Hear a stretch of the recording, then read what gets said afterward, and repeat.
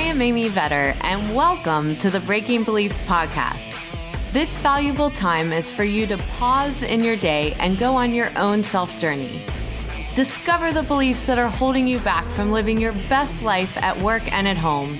Learn from the guests on this show as they share their inspirational stories on how they found ways to break internal beliefs that were no longer serving them. Because if you believe you can, you will. And our podcast begins now.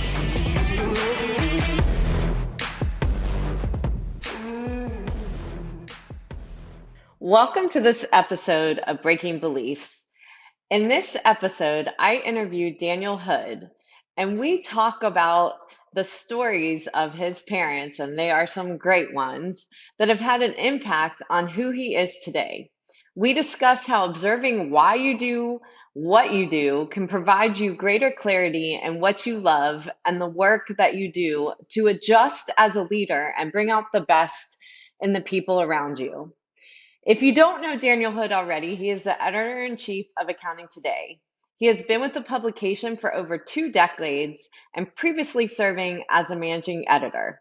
He also served as a business editor for the New York Daily News Express and as a production editor for the Wall Street Journal Europe.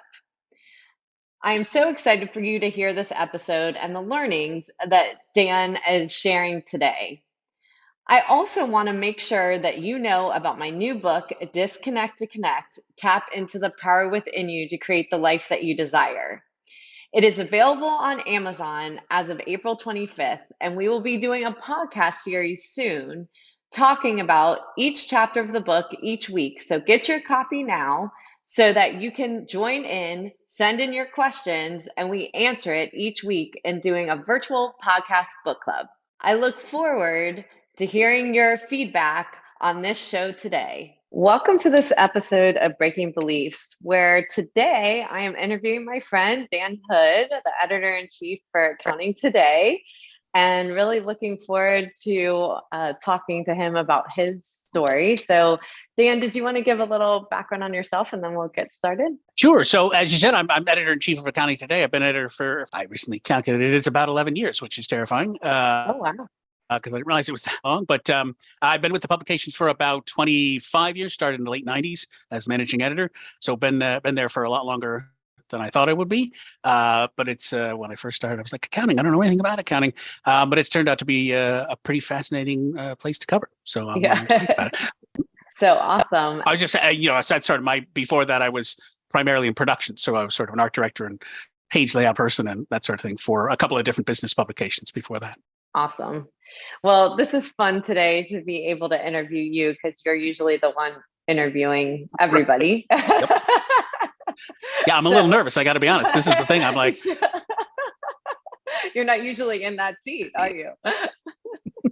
It is, right? It's like, I never knew what it was like. This is terrible. I'm putting all these people through this terrible interrogation all these years. And really, everyone just wants to ask other people questions, which actually that's not true. Most people are very happy to talk. Right? Exactly. Once you give them a chance, they're like, yep, I'll talk. Yeah. You got a couple of hours? Let's go. So this is all about, breaking belief systems and things we've learned throughout our life and in our own stories. And so I would love to just start off about your journey, because I think probably people don't know a lot about you just because you're the one behind interviewing so many people. So where'd you grow up? What did your parents do? And so forth. And we'll start from there. All right. So I grew up just north of New York City in Westchester. My father worked for Time Inc. for a million years. I mean, he emigrated from Canada when he was there. So he's got my father. Actually, you should have my father on. Unfortunately, he's not available. But his story is fascinating. He immigrated from Canada when he was 17, specifically because he wanted to work for Time magazine, and he wrote them and said, I'd like to work for Time magazine. And they were like, we don't have any jobs. Sorry, don't come down. He's like, no, I'm coming to New York. And they're like, no, don't come to New York. We don't have a job for you. He said, no, that's fine. I'm coming to New York. And if you have a job, it's great, but I'll find other jobs. And then when you're ready, and he came down with no job at the age of 17. Wow. and showed up. And the people at Time were like, this is crazy. but this is really impressive that you did this. And they found a job for him. Like his first job was actually, I'm sorry, this is becoming all about my father. No, it's good. But it's Yeah. his stories are much better. He decides at the age of 17 that he wants to move to New York. He desperately wants to work for Time Magazine. He writes them and says, hey, I'd like to get a job. They're like, sorry, we don't have any jobs. Please don't come down. He's like, well, I'm coming down. And they're like, no, no, don't. He's like, yeah, I'll be there. Listen, you don't have a job. That's fine. I'll get some other jobs, but I'd really like to work there. And they're like, no, don't come down here. Seriously, we have no jobs here. Anyways, he shows up and then walks in on Monday at Time, is like, hey, just, I'm that weirdo, and I'd like to work here. And they're like, we don't have any jobs for you. But they were so impressed that he'd actually done this that they found some work for him. They got him temporary work, first off, as a courier taking film from Harry Truman's inauguration in Oh, DC wow. up to New York. So his job literally was to follow photographers around to inauguration balls, and they just toss canisters of film at him. And then he, took late trains up to New York or early trains down to DC, blah, blah. And the whole thing is, he said, he'd been in the United States for less than, I think he said 11 weeks at that point. And he was in the same room with the president. Right. And he turns around and he's like, oh, God, that's Harry Truman. That's amazing. Yeah. No, and they were like, all right, this kid, we'll hold on to him. And they got him a job literally in the mailroom. So he ended up working in the mailroom. And then this tells you what kind of day and age it was. They had an executive training program back in the day, and they put him into it once he'd been in the mailroom for a year or two. And like I said, I could talk about my father for 300 or 400 years. That is amazing. Yeah. How did he know, first off, why did he want to come to the U.S. and how did he know he wanted to work there? Like, why? Nobody knows. Nobody understands. He's like, oh, it's just a great magazine. I was like, yeah, but I mean, like, there's a million great magazines. Why did you choose Time? It's like, well, it's a great news magazine. I just wanted to work there. And this was, so he'd grown up in Canada in the midst of the Great Depression. And his family was used to moving around and picking up sticks. And I think he just sort of thought, I want to go someplace where I can be stable and place that has good reputation. And Time at that point, I mean, still a great magazine, but at that point, Time was Time Life, and it was a big deal, a much bigger deal, I think, than it is now. That's funny. So we were just previously doing a podcast with me on your podcast talking about my book, Disconnect to Connect. And we had talked about getting silent. And you said, I really don't think about anything. I'm just silent. You just talked about your dad being like, nope, I just like the magazine. There's not much more to it. What? Why do you need a reason? It's Time. Come on. Yeah. There's not a lot of that's again, this is going back to Disconnect to Connect, right? It's the stories we tell, we learn through generations. It's not, self-reflection is not a trait that runs strong in the Hood family. There's reasons, and you just do things because there's reasons. That's not that That's deep, what right? I don't. That's hilarious. Exactly. And so did he go to college or did he? He did. He went to school at night. While working at Time, and then this is just being all about my father. He was a Canadian citizen still, and so the Korean War comes along, and there's a draft, but he was not required to participate in the draft. But he was like, well, I intend to become a citizen at some point. I can't shirk that duty. So of course I'll register for the draft. And everyone around him was like, why would you do this? And he's like, well, I intend to become a citizen. So I've got to become I'll register. So he registers for the draft. And then his number comes up. And there's a whole long series of stories about this, but he goes to basic training, goes through all the basic training. And at the end, while he's doing that, Time says, well, we'll keep your job for you. And they write an article about him. They write an editor's letter about him saying, wow, we're really impressed by this kid. He's whatever at that point, he was 20 or 21. And they write this letter to this editor's letter about him and how impressed they are with him and how impressive they think it is that he volunteered for the Army. And whatever, a week, 2 weeks later, he's graduating from basic training and getting his assignment. And his assignment was to be a radio operator, because he had some college at a point. I don't think he'd finished his degree, but he had some college, which at that point was much less common than it is today even. So they were like, well, he's a smart kid. We'll make him a radio operator. Well, the radio operators in Korea, because they have a giant antenna coming off the back of their radio pack, were targets, right? That was so the combat lifespan of a radio operator in Korea was something like 30 seconds. I mean, as soon as the bullets start flying, you're the first person they shoot at. So he's sitting there looking at his assignment, and this some high-ranking officer comes roaring up a jeep and says, "Where's Hood? Who's Hood?" He says, "I'm Hood." I said, "You Hood? The Hood who's in Time magazine?" And he says, "Yes, I'm the Hood who's in Time magazine." And the officer says, "Well, what's your assignment?" He says, "Well, I'm assigned to be a radio operator." And the guy says, "Oh no, you're not. You are not going to be a They did not radio." want to be in Yeah, Time we are. We magazine. do not want a second article about how you remember that guy who was so impressive. He died in Korea, so he gets sent to Wow. he was throughout his life was allowed to call himself a Korean War veteran, but he was never more than 75 miles from New York City throughout his entire service. They found him like the safest possible spot in the safest possible base with the safest possible job, and we're like, you just stay there, just don't do anything. Wow. So, Well, and I um, would call that karma, that he did the yes, right thing, and yes, then right, exactly. He got rewarded for that. So, um, wow, that's amazing yeah, story. it's a So what there did he do for Time magazine? he did a bunch of things. Actually, he worked through because he was not on the publication side. He was on what they call the business side.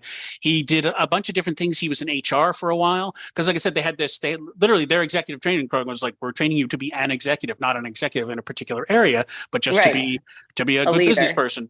Um, Uh-huh. and so he was in HR for a long time, and then for sort of most of the time that I was, how you sort of don't really know what your parents do, and you're like, well, they just go to work. I don't know. For most of the time that I was aware of him, he was in their real estate department, so he would do things like manage their bureaus. So if their Los Angeles bureau needs a bigger office or a different office or whatever, he would go out and manage that, do the negotiations for it, handle all kinds of if it needs to be redone or they need to do some work on it, he'd be in charge of all that sort of stuff. So managing their Wow. real estate assets. Yeah, it's sort of a random thing that's not what he planned to do, but he just wanted to work for Time. So I love the stories about immigrants because I feel like we get so far away from that mindset of how they felt so proud to be Americans. And, my grandmother was an immigrant as well. And, when she was being taken to the hospital, from her house, she was singing God Bless America on the top of her lungs. And I think those things, about his spirit of, no, I'm so proud to be American. This is yeah, something that I need to do. Like we get away from those yeah, things, yeah, generation by generation because we become comfortable and, right.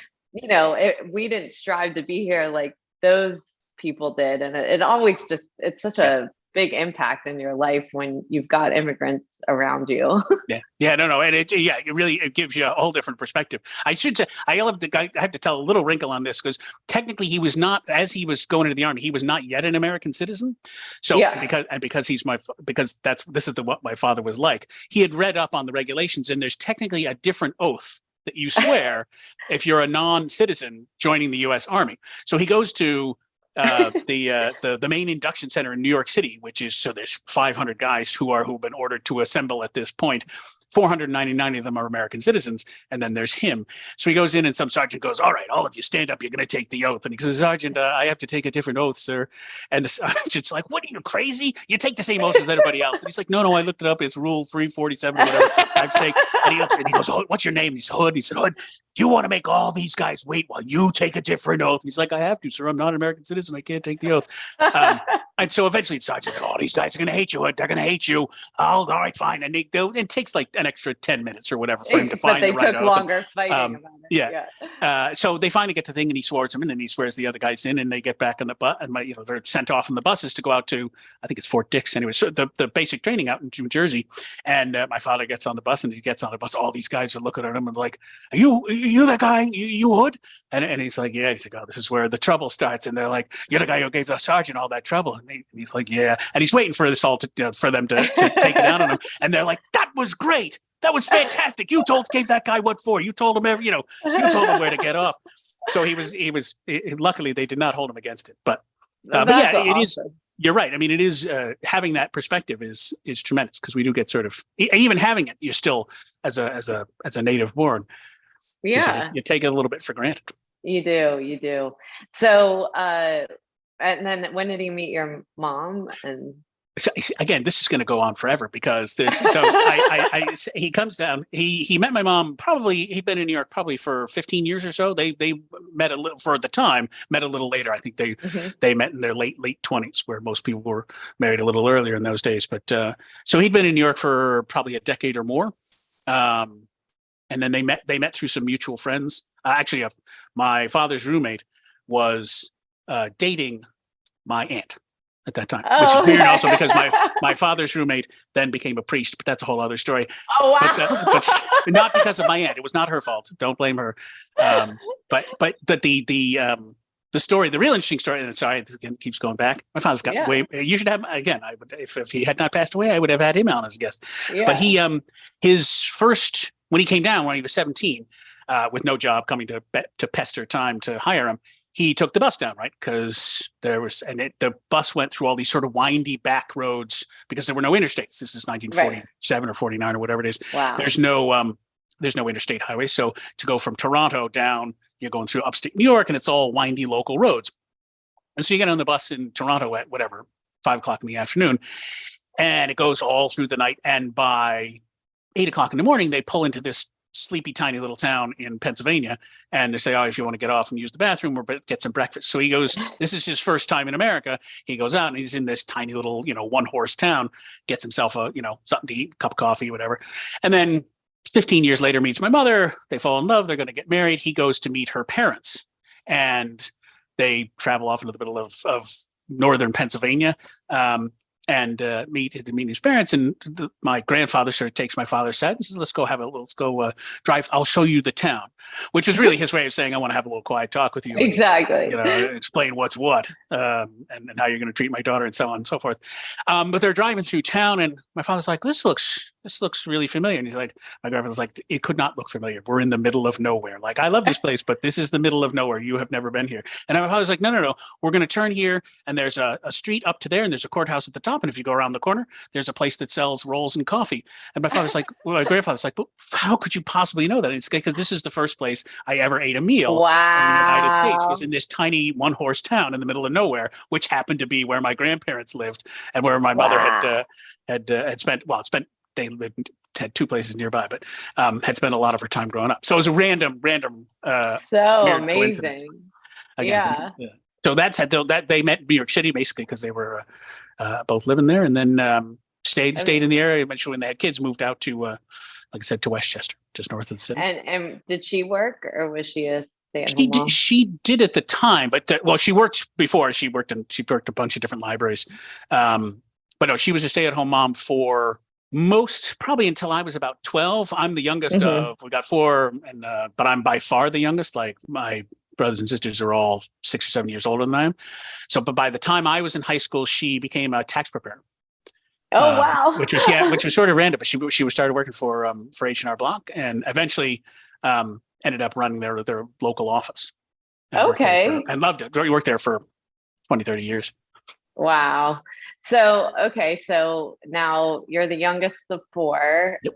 and as you're growing up, what are you observing about your parents, your siblings, and so forth? Now there's a lot. There's a lot to unpack. So my father is very much. If you've ever seen Mad Men, that's the generation of my parents, right? There's that weird sort of like weird interactions or between mothers and fathers, and how they interact with each other. They were, I think, they had very different expectations of what marriage would look like. Partially Hmm. because my father, like I said, he grew up during the Depression, and they moved all over the place. My grandfather was an alcoholic and had some troubles holding down jobs, but it was also the middle of the Depression, so jobs were hard to get. So he would move anywhere to get a job. So they were frequently separated. And not like legally or anything, but just Right. physically separated and different. He would go to other parts of Canada to get work, and then they would also be separated. My father from his siblings, because they sort of, wherever they could find a place to live, that was, if you had a bed, that was where you slept, because Hmm. this was the middle of the Depression. We aren't always able to be together. So he had I don't want to say strange, that's not right.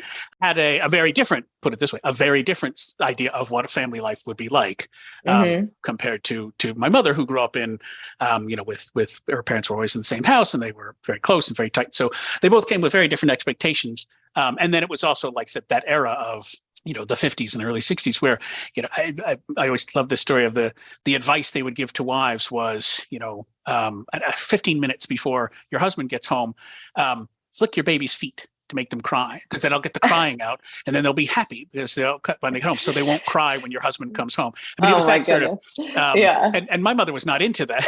My father was like, that sounds like a great idea. My Yeah. mother was not into that kind of thing, so they did not always see eye to eye on that, but they were great parents. I would say that they may not. I don't know how happy they were necessarily were in their marriage.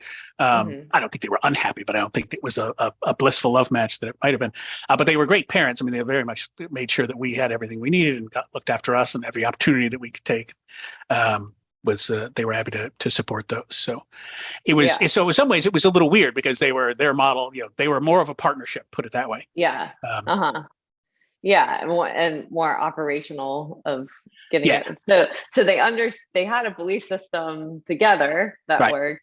It's just as separate units, they really hadn't come together before they got married. Of Right. this happens a lot, right, in the workplace or in families. Of we don't talk about what those things are until we become a family, and Right. then you've got different memories and different patterns because of it. Right. Yeah. And as you say, and it's a lot of this is unspoken, right? You just, well, this is just how it Right. is. But other people think this other thing is how it is, and you're never talking about it. So, and Yeah. this is also, like I said, this is the 50s and the 60s. No one's talking about these things, right? This is, Right. nowadays we at least have the notion that you can talk about stuff, but Yeah. that was not what they were doing then. So, I'm not trying to paint it. It was not like they were fighting all the time or anything like that. It was just Yeah. they had very different expectations and very different lives, and ended up working out a pretty good sort of modus operandi, where they managed to do their own thing, and everything worked out pretty well. As I said, from our perspective, from me and my brothers and sister, it was great, right? Yeah. They made Yeah. it work for everybody. Yeah. And you guys were a priority, it sounds Right. like, as far as them. So from your childhood, what were the things you were most interested in when you were younger? I've always liked writing, and originally my goal was writing fiction, and I ended up writing some fiction when I first got out of college and did all right with it. But it is a much harder business than I thought, and I was maybe not as good as I thought. So I ended up moving more towards writing for work, because when I started, I think I mentioned I started. I had no career plans. Let's put it this way, because I was like, I'm going to be a writer. So I had no actual career plans, and I was like, wait, I have to make money, I have to earn a living. So I'll get a job, and I got a job that ended up being in production and design, which I liked. It was fun. It's literally laying out publications, laying out magazines. Hmm. And this was back in the early 90s, when there were sort of confluence. Two things came together, which was desktop publishing, Hmm. which just meant that people could lay out basically you could lay out your own magazines. Previously, editors would send all their stuff to a preprint place somewhere, and they wouldn't see any of that. It would just get done, and then they'd get proofs sent back to them. But there came this period with desktop publishing where suddenly editors could lay out their own stuff. Yeah. And so I came in as somebody who knew how to lay stuff out. And then there became this confluence of like, well, you know how to lay stuff out. Can you be an editor? Can you, they're like, well, you can spell, right? We know you can write, we know you can spell. So it became this sort of thing where I was in this weird middle of having been layout and design mostly.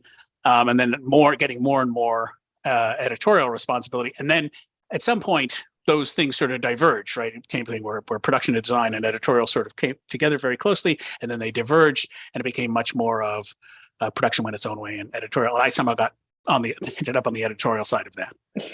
So did you have an interest in this because of your dad and learning about Time magazine, or this was No, your because own? he was on the, like I said, he was on the business side. So I mean, he read Time religiously and all of its other publications, many publications, storied publications such as Sports Illustrated. I mean, we got all the Time magazine, all the Time Hmm. People in Entertainment Weekly, just floods of all the Time Life books. We got a lot of swag, so it was good. But no, because he was, like I said, he was more on the business side, so that was not the reporting and journalism aspect of things was not an element that we learned much about. Exposed to. Yeah, I was just. So what was it when you were younger? Like, how did you know you even liked to write, or that you were good at fiction, or Right. whatever that passion was? Where did that actually begin? What's the first time you remember, like, I love this Right. I when I'm like in to, it all came because I like to read. it? Hmm. Love to read. Um, What type of book? anything, cereal boxes. I mean, because we were all big readers in my family. My father was a big reader, and all my brothers and sisters loved to read. And so literally, you would come down at breakfast, and we would all be studying our individual cereal boxes, because if there's words on it, we'll read it, kind of thing. So, and there were always books around the house and that sort of thing. And that was, I mean, that's what I talk about, them making sure that, we had every opportunity we wanted. If you wanted a book, you could always, they wouldn't necessarily buy you anything you wanted, but any book you wanted, they would get you. And that's sort of one of my earliest memories is going to local bookstores. For some reason, I don't know why I remember this so strongly, but it was in the middle of the oil embargoes of the 70s.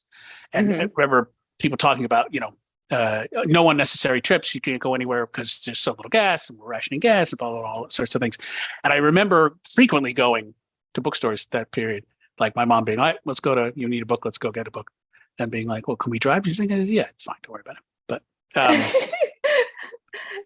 And would you, so you're walking into a bookstore, would a certain aisle draw you? Like, I want to go to fiction first, or I want to go to comics first, or science fiction? Whatever was going. I ended up sort of drifting more towards science fiction and fantasy sort of stuff, but whatever was available. I was big into Indians for a long time. Big into stories about Native Americans. There was a book this was a library book about Geronimo that I read. At some point later on, I went back to that library, the school library, and looked at it. And I checked it out like 35 times. Wow. Because I've just read that story over and over and over and over and over and over again.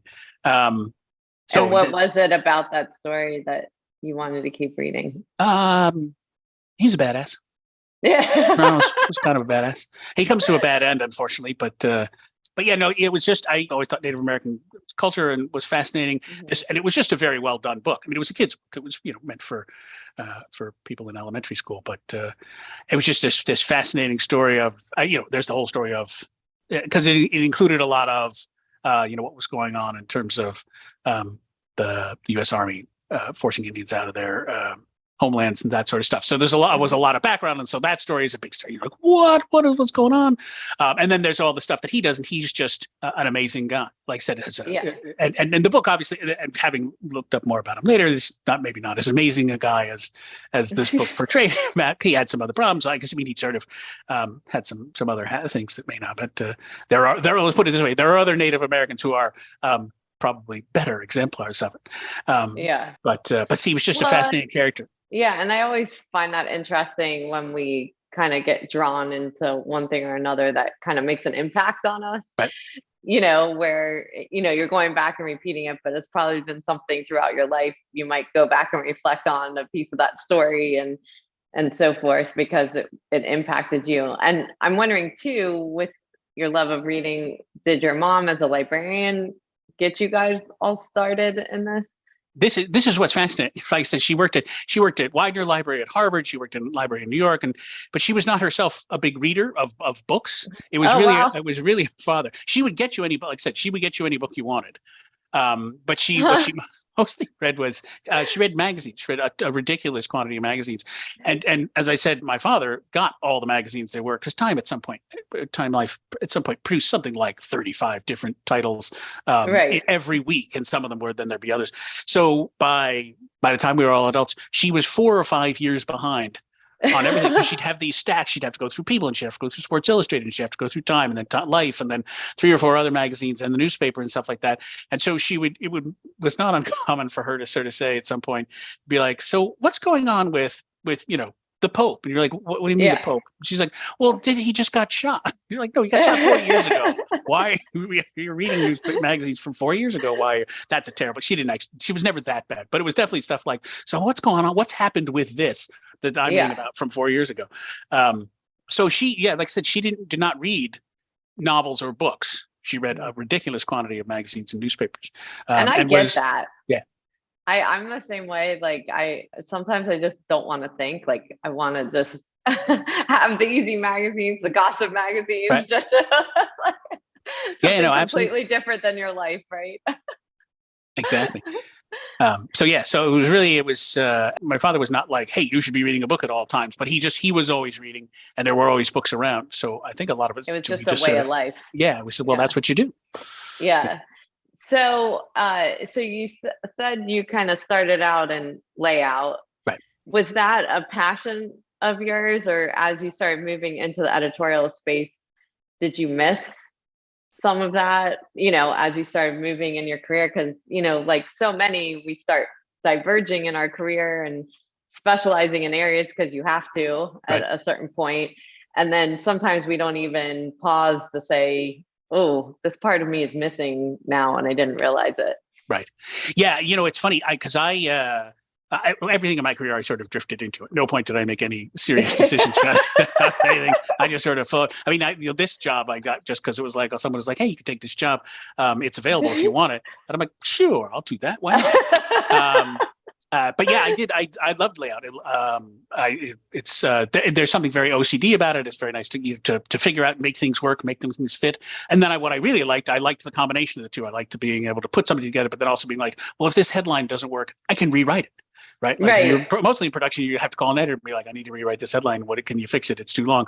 And you got to wait for them to do it. But when the two were combined, it was great. It was perfect because then I could be like, I don't like this headline. I'm going to rewrite it. Or this story is too long. I can cut it. Or if this story is too short, I can just go in and write 3 extra sentences because it was perfect. And then, like I said, as things sort of diverged and we reached a point at the company that owns Counting Today, where they split them off entirely and reached a point eventually where it sort of went very gradually. It's like, well, editors won't be doing layout anymore, but they'll have access to the files. So you'll be able to go in and make changes if you want. And then that slowly shifted from, no, you can't make any changes at all.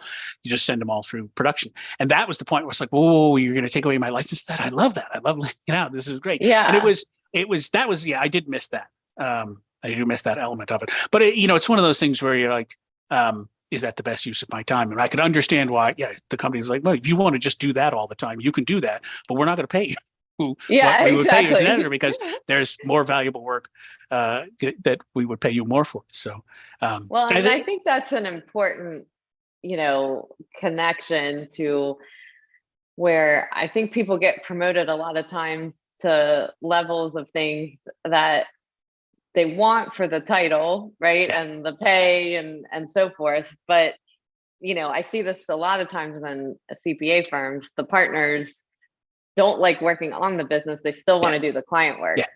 And once you get into those leadership positions, you really have to make hard choices and then figure out as a human, how do you still get that energy from outside of work if you're missing it inside? But it is a very hard thing to do. So how did you reset around that?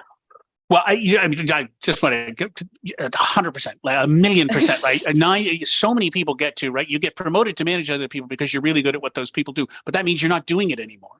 Right. And you're like, I want to do it and you're doing it wrong. And I don't want to, really, when you start, we talked about this we mentioned that we were talking earlier about your book on our podcast. We talked about that, right? Is that so much of leadership is not doing, right? But it's getting other people to do or helping other people to do or training them what to do. And that's not why you got this job at all. You got this job because you're good at laying it out or doing an audit, being in there, doing an audit or actually, doing the tax work. Not because you're good at getting other people to do tax work. Right. Or that's not even an interest. Right. Yeah, exactly. Well, and that's sort of thing. Very few people are interested in managing other people because it's hard, and other hard. People are mostly annoying, and so they're very difficult to manage. And it's and that's one of the reasons why that's where the money is, right? Is in managing other people, and it's a very difficult sort of thing. And so what I found is there are other things that I like. There's so many things I like about editing that those became the things that sort of, I miss laying out pages and stuff like that. But there's the small stuff, and it's usually the small stuff of editing that I like the best. I was at a conference somewhere recently, saw a guy named Marcus Buckingham. I don't know if you've heard of him. I haven't discovered him. I didn't make him up. He's been around for a while and is famous, but I only discovered him fairly recently. And he said something he talks about something that I thought was fascinating, which is for highly engaged people. And I think of myself as pretty highly engaged. They talk about, you have to have about 20% of the work you do every day you really love doing. And he's got a whole thing where if you have more than that, if you like 50% of what you do, that's great, but it doesn't really matter. You're not going to be any more engaged than if you love 20%. But if you love less than 20%, like if you love 19%, it drops off steeply and it just gets huge, the gap, the further below 20, roughly 20%. And so I started to think about, all right, what do I like to do? What do I really like to do? What's my 20%? and we talked about the need for my utter lack of introspection. And so on the few occasions, like as when I read your book, or when he was talking about what's your 20%, I started to think about what do I really love to do every day. And there's nothing that I hate. Well, that's not true. There's some things I hate doing every day, but the Hmm. things I love doing every day are really very sort of working in your business kind of stuff, right? It's proofreading, or it's taking a headline and making it 2% better, because I picked a better word, a word that has 3 less letters.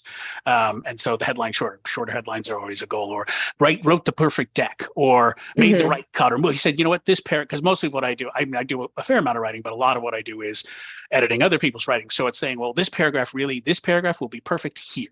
You've got it in the wrong place. I'm going to put it right. That sort of small nitty gritty sort of stuff is the things that I really love doing. And that's my 20%. And then the rest of it is, like I said, it's managing people, or, all the other sort of stuff, managing things within the company that are, like I said, there's very little that I hate doing. But there's stuff where I'm like, yeah, this is just what I got to do. Yeah. And I think this is such an important concept because we get so wrapped up a lot of times in our circumstances, Yeah. and we're seeing it in the world after COVID, right? Of everyone wanting to quit, start over, go somewhere else. People are quitting without a job, and so forth, rather than taking that pause and really writing down what are the things I love Yeah. about what I do and what are the things I don't love about what I do, and taking the ego out of it, right? Because that's a really important part, because a lot of why we don't delegate or empower others is our own ego thinking someone else can't do it as well as us, or won't do it our way. Right. Not to say that that other way can't be successful too. And so that part of taking the pause before you make a big change in your life and saying, even if you want to get to 40%, Yeah. versus 20%, out of that 80% I don't love, what could I do to make little shifts Yeah. in those other tasks so that I can find more joy? Or maybe I delegate certain of those things because that isn't my strength, but it could be Right. somebody else's strength. And those can create the joy and the energy that you want in your own body, and so that you create more energy. I mean, I just think about when you say that, when COVID happened and everyone went remote right away and everything changed and people are just complaining constantly, I'm in my house all day, I'm in this, and now people go back to where I don't want to leave my house. They don't Right. because we start finding the joy Yeah. when we go through change. Change is always uncomfortable, but then we have to start noting, oh, what do I like about it Yeah. and what don't I like about it? And sometimes it's just that pause of questioning ourselves, and then we're like, I actually do like what I'm doing. I Right. just need to make a couple changes. Yep. Yeah. Well, it starts right. Well, it starts with the examination, but it also starts with the notion that you can make changes, right? None of this stuff is set in Yes. stone, and you can make changes that aren't. Let's blow it all up. Hmm. Right. And so that's what we saw, like I said, over the last couple of years. A lot of people going, I'm just going to blow it all up. I don't want to do this anymore. When instead, like I said, maybe if you just step back and thought a little bit more quietly about things, you could change these small things and they'd be better. Um, Yeah. yeah. No, Yeah. I love that. one of the things it's fascinating. The whole I'm terrible at delegating. That's the thing I'm always but bad at. And as you say, a lot of it's ego. And I have gotten to the point. Finally gotten to the point where I'm like, I'm fine with. I sort of put it this way. I overcompensated, being like, however they're doing it is fine. However they're doing it is fine. And now I find the big struggle is, well, no, it turns out that however they're doing it is not always fine. Often it's not No. right. Right. But the being able to make the distinction and think, okay, wait a minute, is it wrong because it's different from how I do it, or is it wrong because Mhm. it's actually wrong and that's not a good way to do it? And that I find now is my struggle. Right. I've gotten to the Well, point where I and can that, hand work off, but now I have to be like, okay, I need to examine this very carefully, make sure this is not how I feel, that it's actually wrong. but that's a really important thing that a manager and a leader needs to do, because we initially react just on what we know Yeah. versus taking that time to observe. And I would add a third thing to that of, if it is really wrong, now I need a coach, not do it. Right. Right. And Exactly. so Yes. what I see a lot of people do, it's wrong, so I'll just do it Yeah. and I'll just take it. And that never makes the other person better to know whether they really are a valuable person in the organization that can grow and learn and do it better the next time, Right. So And I still Yeah. fall for that. I still fall into that every once in a while. Like, well, that's wrong, so I'll just do it. It'll be easier than.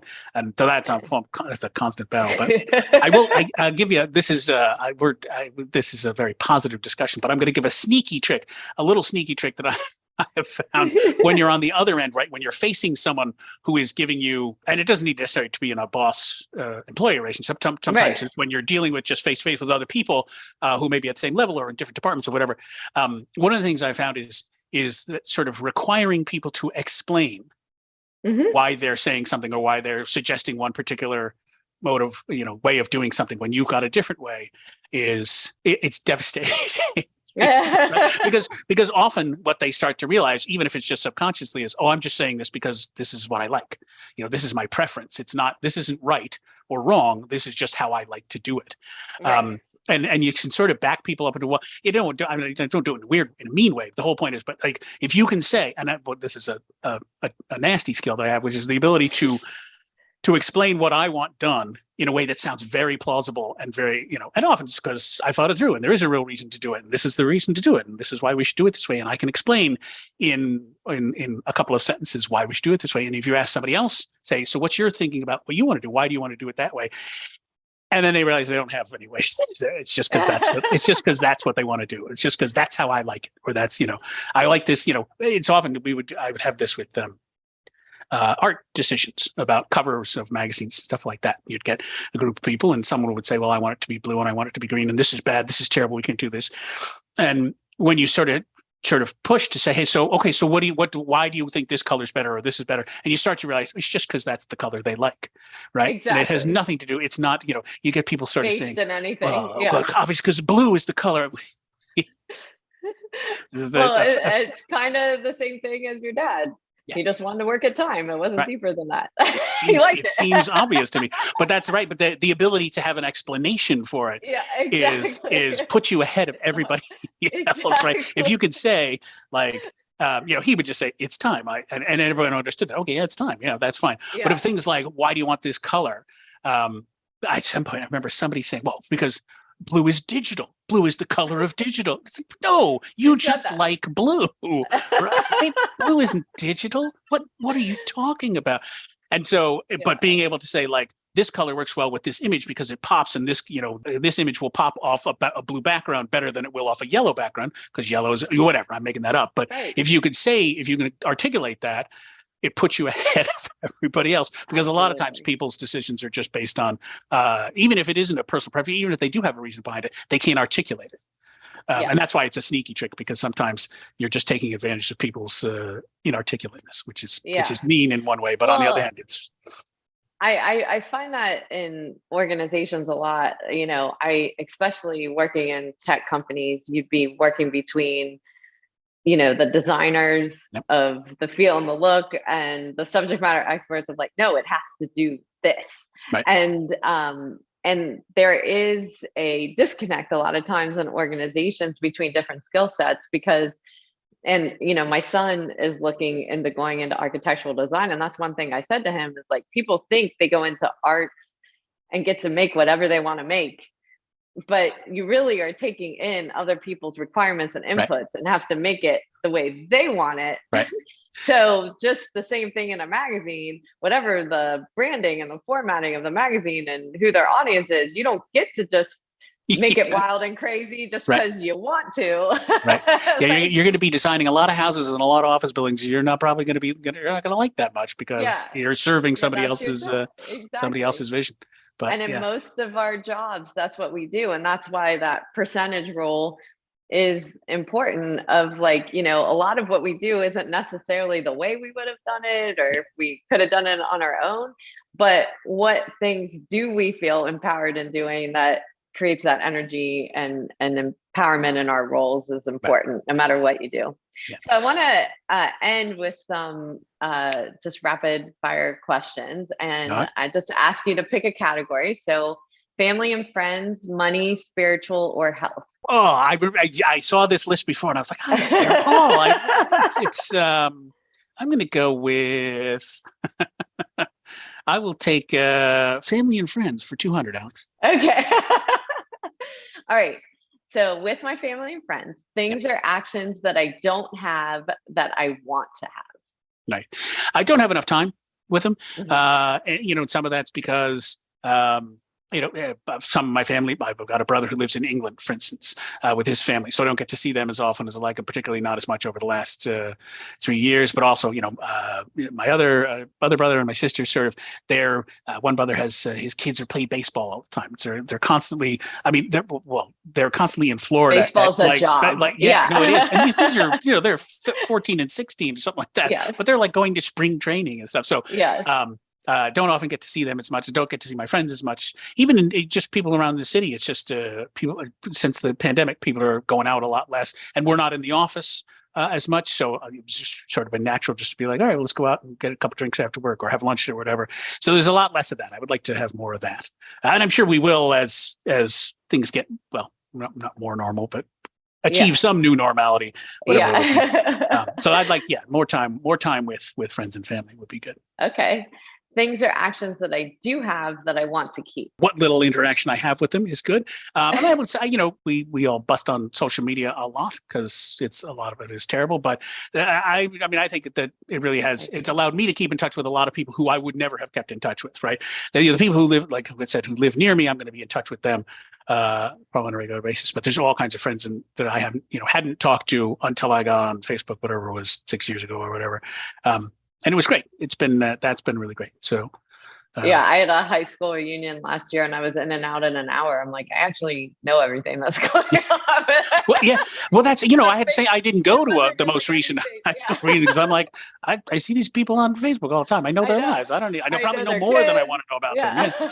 Yeah. Some of these people I wish I didn't know as much about. Yeah. It's That's the so person I would have funny. avoided at the high Yeah, school the reunion. reunion. That's So things are actions that I don't have that I don't want to have. drama, which is I don't have a lot. My family is gets along really well. I mean, we're not perfect. We all, obviously we're Yeah. brothers and sisters. Are going to disagree from time to time, but most of the time we get along really, really well, and I like that. I mean, one of the things we get along well over is we look at other people, our friends or other more distant Mhm. family, and some of their drama, and we're like, we don't have that drama. This is great. So we get out the popcorn and watch their drama. But no, there's not a lot of that, and I like that. That's awesome. So you shared so many awesome stories. It's been great to learn about your parents and your family. Is there anything you didn't say or something you would like people to walk away with from a takeaway from your story? Nothing that springs to mind.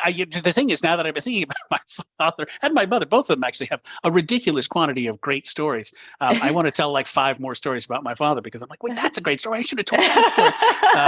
Because some of them are pretty fascinating. But I guess I keep going. We talked about because we were talking on another podcast about your book, and I think that just all of this has sort of given me a deeper appreciation for the need, as we said, sort of to examine yourself, right? To think more about Mhm. yourself, and to it's not about self-criticism or anything, but it's more about Right. understanding yourself, right? It's about understanding why do I behave this way, and not in a why am I like this kind of way, but in a and not so that you can blame it on your parents or your grandparents or the No. guy, the teacher who told you you'd never achieve anything good.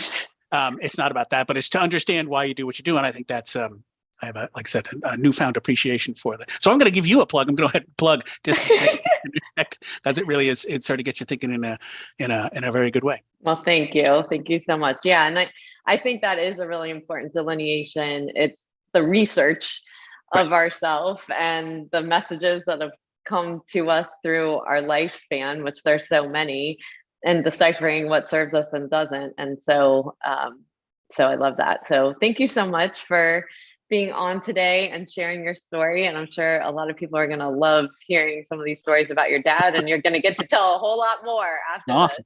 All right. Well, this. thank you for having me on. It was fun. Thank you. And now for my mindful moments with my interview with Daniel Hood. There were so many great stories that he shared, and immediately you can see the love and admiration he had for his father, that was an immigrant from Canada. And we really talked about the risk taking and, just the wherewithal and courage to come to the US to try to get a job with a company like Time Magazine that had no interest in hiring him, but it was his perseverance that allowed them to see that he would be someone that they would want working for him. And, just that alone, I think so many times we, get rejected for something or we're told no and we give up instead of looking for the opportunities of how we can get the yes and not allowing those no's to take us down. And many times that might be even in our own head that a job opportunity comes up that might be to help you get to the next level. And when that happens, you tell yourself that you don't have the skill set to get that job, or you have a belief system from somebody else that might have that negative self talk that is telling you that as well. And this is really all about you stepping back and saying, okay, if that doesn't work out, how else can I get there? And just using that example of a job interview, I think it's so important because a lot of times I would go on job interviews that maybe I wasn't ready for. But what you find out during those job interviews are the skill sets that you need so that you can get the job next time. And by going through the process, you learn. And that was one thing that, his father definitely had some luck on his side as well. But that perseverance is what got him through because he took any job that they were willing to give him at Time Magazine so that he could eventually move into roles that would give him and his family the kind of life that he wanted.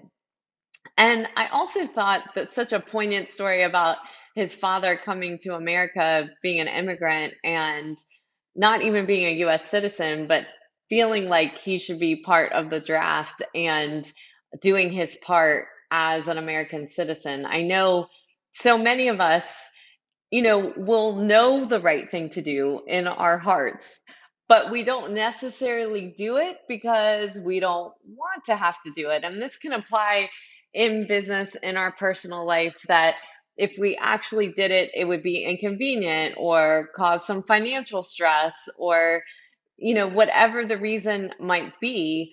And instead of taking responsibility for the decision not to do it, we will blame the outside or use an excuse. And really, his father could have used an excuse of the fact that he wasn't a citizen yet. He didn't need to apply for the draft, but he did what he felt was the right thing to do. And I think these lessons that we can learn from others is so important.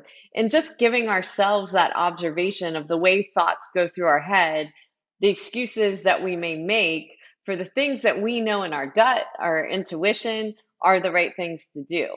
So, we also talked about Dan's journey of really becoming a writer himself and going into journalism and how much he loved to read as a child. And I think it's really important to go back to why do we do what we do? What is it that we enjoyed about it? And he just loved reading. He didn't care what the topic was. He just loved reading. And that was an important thing because this is what drives what I talk about a lot of times is personal purpose. That his personal purpose is the reading and that sharing of information and knowledge that he gets from reading. And so, whatever career decision he makes, so he started out writing fiction, didn't work out for him, and then he moved into journalism where he was doing layouts, but it still served his personal mission because that personal mission, personal purpose, is to read, to learn, and to be a part of it. And he's actually in the career that he is in, taking something that he loves to do as a personal purpose and allowing it to go out to so many other people that will enjoy the work that he produces as well. And so when we make career choices, sometimes it's not the exact thing. Like he said, I started out in fiction, loved fiction, but that's not where I ended up. I ended up as an editor, and I even loved layout and the creative piece, but I ended up as an editor. But when we can get back to what we talked about, that 20% of our job that we love to do every day that gives us joy, and then align that to our personal purpose of making sure that it is serving our personal purpose, it is what gives us energy every single day, what that can do is make sure that the other things we don't love about our job, we're okay with. That we're never going to have 100% of that we love every single day, but what we can figure out is how to make little tweaks in the things that maybe aren't our most favorite things in the workplace or in the job that we do. And how can we change it 10%, 5% to make it a little bit better, to enjoy it a little bit more, or to delegate it to somebody else because that's something that they're really good at and you don't create energy from it so that you can spend more time in the things that you love. And we talked about that's a really important piece of observation. So we don't let ego get in the way of us taking on roles or work that we're doing just because that title is important or the money is important, but not necessarily doing the job as the job is required to be done. So, we ended with him really talking about having that deeper appreciation to examine yourself, to really step back and observe and research and not judge, but really understand why you do what you do so that you can better understand the actions that you take all day long. And when you can make those little adjustments, how that can change your energy for yourself and the people around you. I hope that you'd enjoy this episode and you share it with the people around you as well. For those of you that are also want to go deeper on this journey, I have my book launching April 25th. So you can buy it through Amazon or on my website, amyvetter.com/disconnect to connect. And there's a link right there to get to the book, and also lots of other resources that have to do with the book to help you on this journey of moving through observation, research of yourself so that you can take the journey to work-life harmony. But we've got to start somewhere, and that starting somewhere is to pause and to observe and to really take stock and research into who we are and what serves us and what doesn't serve us. So I hope that this book, these episodes, these conversations all help you in your journey of creating business balance and bliss. Thank you for taking the time out of your day to listen to the Breaking Beliefs podcast. I hope you will take a moment to pause before entering back into your day to reflect on this podcast and note 1 to 2 actions you are inspired to do from today's conversation that you could incorporate into your life. To read the full blog and listen back to this episode or any other, you can find them at www.amyvetter.com/Breaking Beliefs podcast and related videos on my YouTube channel. For daily inspiration, follow me on Instagram, Twitter, Facebook, and LinkedIn at Amy Vetter CPA. I hope that you will choose to like this and subscribe to this podcast on iTunes, Spotify, and more so that you can join us for more inspiration on our next episode.